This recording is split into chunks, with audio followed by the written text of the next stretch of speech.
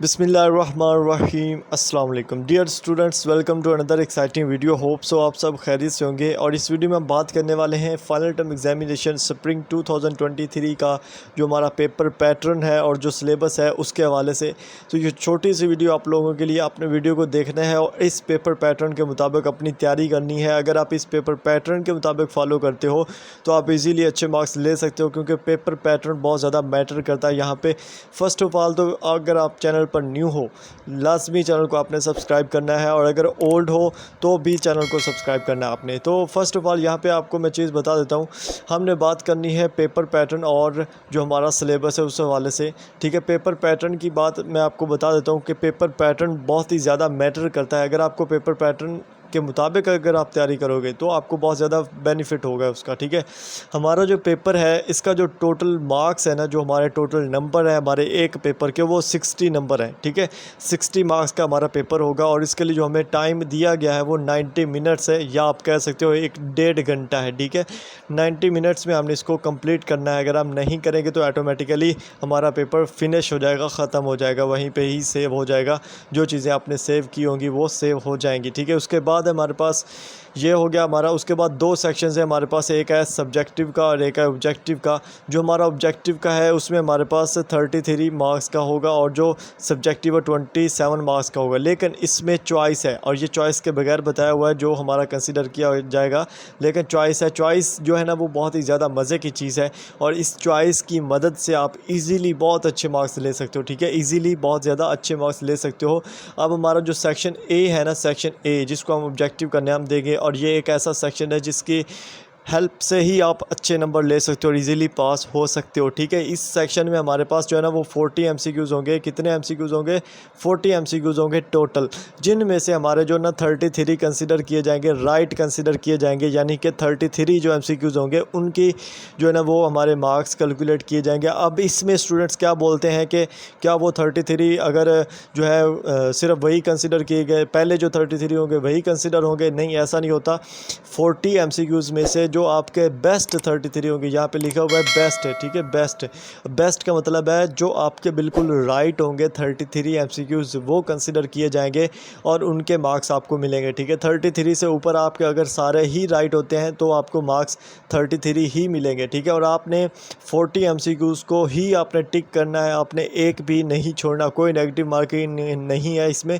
आपने 40 के 40 MCQs करने हैं। ठीक है, एक भी नहीं छोड़ना, चॉइस में एक भी नहीं छोड़ना आपने। ठीक है, उसके बाद नेक्स्ट बात आती है सब्जेक्टिव पोर्शन की, और सब्जेक्टिव पोर्शन में 2-3 चीज़ें आपको बताऊंगा। अगर आप उसको फॉलो करोगे, अगर आपको कुछ भी नहीं आता फिर भी आपको उसमें से 2-4 मार्क्स लग जाएंगे। ठीक है, पहले बात करते हैं शॉर्ट क्वेश्चंस की। जो हमारे सब्जेक्टिव पोर्शन में 2 तरह के क्वेश्चंस है, शॉर्ट क्वेश्चंस है और लॉन्ग क्वेश्चंस है। जो शॉर्ट क्वेश्चंस है वो हमारे पास 6 शॉर्ट क्वेश्चंस आएंगे 3 मार्क्स के। ठीक है, 3 मार्क्स के क्वेश्चन हो गए, 6 हो गए।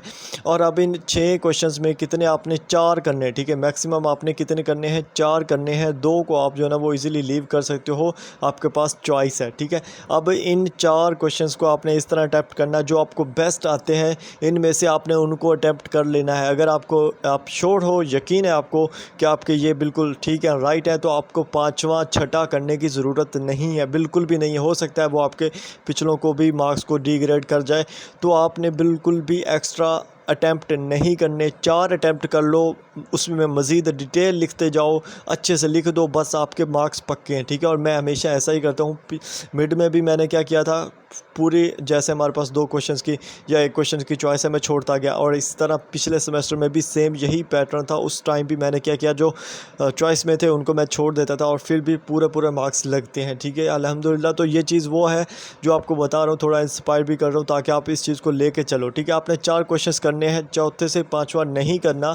आपको जितने आते हैं उनको मज़ीद डिटेल से लिखते जाएँ। अगर आपको एक क्वेश्चन नहीं भी आता, आपने उसको लिखना है, हर सूरत में लिखना है। ठीक है, उसकी कोई उन्होंने टाइप्स वगैरह पूछी, कुछ ना कुछ यार आपने लिख देना है। इस तरह लिखना है कि थोड़ा सा घुमा फिरा के लिख दें, वहाँ पे जो है ना वो काफ़ी ज़्यादा आपको इम्पैक्ट पड़ता है और आपको नंबर्स मिल जाते होते हैं। ठीक है, और अगर आपको 4 बेस्ट आते हैं और आपने 5वां 6ठा लिखना है, तो उसके बजाय जो 4 बेस्ट आते हैं उनमें मज़ीद डिटेल ऐड्स कर दें ताकि वो मार्क्स आपके पक्के हो जाएं। उसके बाद हमारे पास क्वेश्चन होते हैं, 4 क्वेश्चन होते हैं जो लॉन्ग क्वेश्चन होते हैं, 5 मार्क्स के होते हैं। उनमें से हमारे पास जो चॉइस है ना वो सिर्फ एक क्वेश्चन की, ठीक है।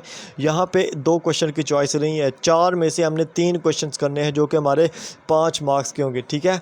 आई समझ। अब ये जो 4 क्वेश्चन है इनमें से आपने 3 करने हैं और 3 आपने लॉन्ग क्वेश्चन है। लॉन्ग क्वेश्चन आपने अपने बेस्ट देना है।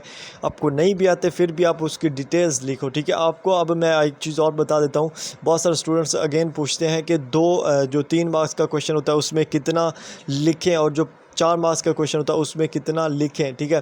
तो मैं आपको बता देता हूँ, अगर आपके पास यार 2 मार्क्स का क्वेश्चन आ रहा है, ठीक है, उन्होंने 2 मार्क्स का क्वेश्चन पूछा है, तो अगर आप इतनी सी भी डिटेल दे देते हो ना, इतनी सी जितना मैंने कवर किया है, तो ये भी इनफ होता है अकॉर्डिंग टू जो उन्होंने पूछा है उसके अकॉर्डिंग, ठीक है।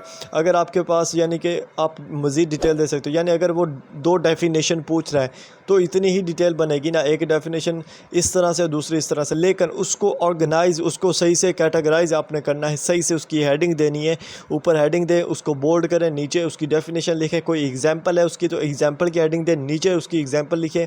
इसी तरह अगर वो आपसे डिफरेंस पूछ रहा है ना, डिफरेंस, तो आप वहाँ पे डिफरेंस जो है ना वो डब्बे बना के दो, ठीक है। कैसे बनाना होता है मैं आपको इधर ही बता देता हूँ, ठीक है। यहाँ पे अगर आप इंसर्ट कर, वहाँ पे आपको ना ऑप्शन मिल जाएगा, ये टेबल है ना, जैसे यहाँ पे भी आपको टेबल मिल जाएगा। मैं इसको थोड़ा सा नीचे कर देता हूँ यहाँ पे, ठीक है।